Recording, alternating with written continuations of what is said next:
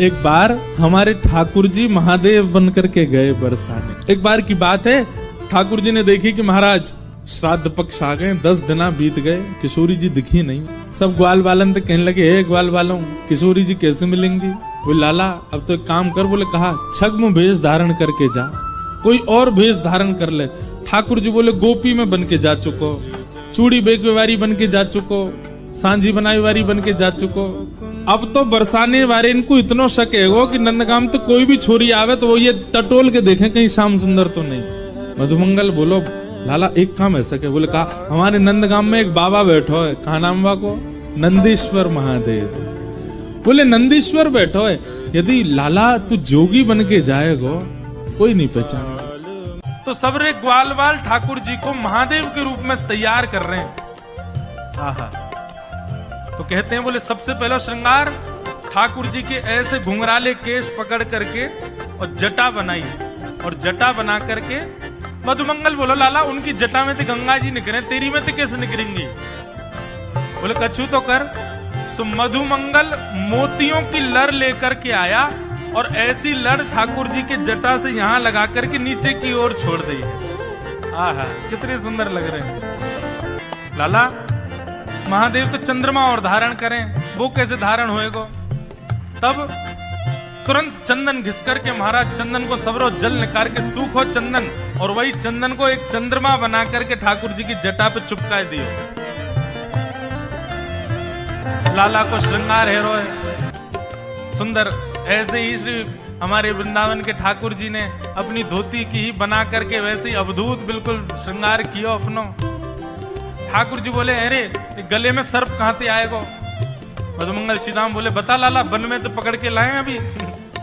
ठाकुर जी बोले मैं तो चित्र में हूं, देख लूं तो मुझको तो डर लगे आवे, गले में पहन के इसके जाऊंगो। बोले काम कर। बोले कहा? बोले गैयान के पामन को बांधवे की जो दोहनी है ना, जे गोवर और रज में सन के सर्प जैसी है, जय को पहना दे मेरे गले में। और ठाकुर जी ने गले में महाराज एक सुंदर दोहनी बांध ली, हाथ में दोहनी बांध ली, कमर में दोहनी बांध ली, बिल्कुल महादेव जैसे तैयार भये। ग्वाल बाल बोले लाला महादेव तो भस्म लगामे, वो चिता की भस्म लगामे, अब भस्म कहां से लेके आमे तेरे काज? ठाकुर जी बोले तू मलियागिरी चंदन लगा दे, मैं वही को भस्म बना दूंगो। ठाकुर जी को पूरा श्रृंगार है गया, बिल्कुल महादेव जैसे लगन लगे। मुंह पे भी जो चंदन लगाया वो भस्म बन गो सबरो। बोले लाला तू तो पहचान में ही ना आ रहा, कौन है पतो ना कहां से आगो है। ठाकुर जी अकेले बरसाने गए, अब बरसाने में जाकर के महाराज अलाक निरंजन घूम रहे नन्हे से गोपाल जी बरसाने में। गोपी अपनी अपनी अटारीन से निकल के ओ देख कैसो नेक्सो से जोगी डोल लो है। अरे नेक पकड़ो तो सही। सबरी गोपी ने जाके खींच लिए ठाकुर जी। अरे बाबा घर में खेलवे की उम्र में जोगी बन गो तू, नेक्सो सो। ठाकुर जी भ्रगुटी टेढ़ी करके बोले हम जोगी हैं, श्राप देनो जाने, ज्यादा बोलेगी श्राप दे दूंगा, 3200 निकल के बाहर आ जाएंगी, पोपली है जाएगी तू। बोले अरे बड़ो तेज बोले जोगी तो। सब गोपियां कह रही हैं, बोले अच्छा जोगी तुम पे कहा आवे? बोले हम जिसको देख लें उसको देख करके भविष्य में उसका ब्याह किससे होगा ये बता सकते हैं। बोले अच्छा तुम बता दोगे? बोले हाँ। अच्छा नहीं मेरा बता दो, मेरा ब्याह कौन से होगा? बोले तेरो ब्याह ना होगा, तू ऐसी रहेगी जीवन भर, तेरो पति ना दिख रहा मुझको। दूसरी गोपी बोली अच्छा अच्छा मेरो बता दो, मेरो ब्याह कौन से होगा? बोले पास में एक गांव है, वहां पे एक गोबर चुरावे वालो गोबर चोट्टा रे बातें होगा तेरो ब्याह। सबरी गोपी बोली बड़ो टेढ़ो टेढ़ो बोले। तभी एक गोपी बोली सुनो हम अपनी कहा पूछ रहे हैं, या जोगी पे कछु आता हो तो ना श्री जी हमारी श्यामाजू के बारे में पूछे, उनको कौन तो ब्याह होएगा? सभी सखी बोली अच्छा तुम हमारी स्वामिनी जी से मिलोगे, उनको नेक बता दोगे कि उनको ब्याह कौन से होएगा? ठाकुर जी बोले ले चलो अभी बता मैं। आहा, ऊंचे भवन पर लेकर के गए हैं ठाकुर जी को। किशोरी जी से जाके प्रार्थना करी, एक बड़ो सिद्ध जोगी आयो है, तो नेक्सो सो ही छोटो सो है, गोल मटोल वाके हाथ हैं, गोल मटोल गाल हैं, लेकिन ऐसो बोले। श्री जी बोली अच्छा कहा बतावे? बोले ये बता दे कि हमारो भविष्य में कालांतर में पति कौन होएगो? श्री जी बोली अच्छा सही बतावे। बोले अब बतावे तो कब, मेरा तो यूं बता दियो मेरा ब्याह ही ना होएगा, या कोई यूं बता दियो को गोबर चोटा से ब्याह होगा आदि आदि।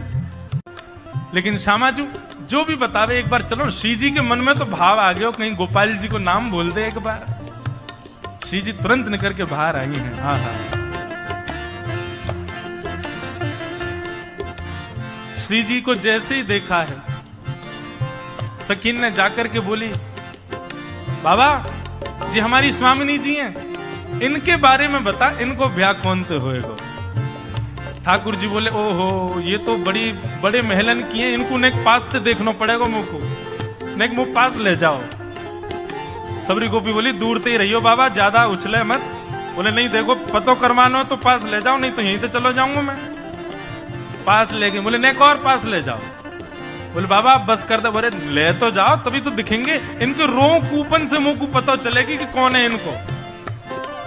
अब बिल्कुल समीप ले गए और जैसे ही दाहिने में आकर के ठाकुर जी खड़े भई, बाम अंग में श्री जी खड़ी भई, सोई धीमे से ठाकुर जी ने श्री जी के कंधा पे ही हाथ धर लिया। बोले ए बाबा क्या करे।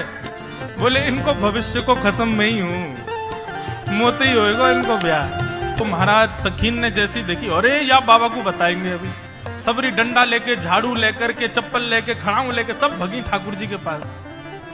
और जैसे ही जोगी के ऊपर आक्रमण करने लगी, सोई अपने तन की भस्म ऐसे हाथ में लेकर के, और ठाकुर जी ने एक फूंक मारी, सब ब्रज मोहिनी डारी, ऐसी फूंक मारी सबरी गोपी मूर्छित है के गिर गई। और जैसे ही सब मूर्छित भई है महाराज, अब श्री जी और ठाकुर जी दो ही बच्चे हैं, बाकी सब तो मूर्छित पड़े हैं। ठाकुर जी खूब निहार निहार के देख रहे हैं किशोरी जी को, और किशोरी जी के सुंदर व वेश को दर्शन करके ठाकुर जी बावले है गए। और ऐसे बावले भय महाराज किशोरी जी को देख करके मलुकदास जी वर्णन कर रहे हैं। अब तो रास्ता में चलते फिरते बस वही स्वरूप किशोरी जी को याद करें, वहीं बैठ के राधे राधे राधे राधे गाने लग जाएं।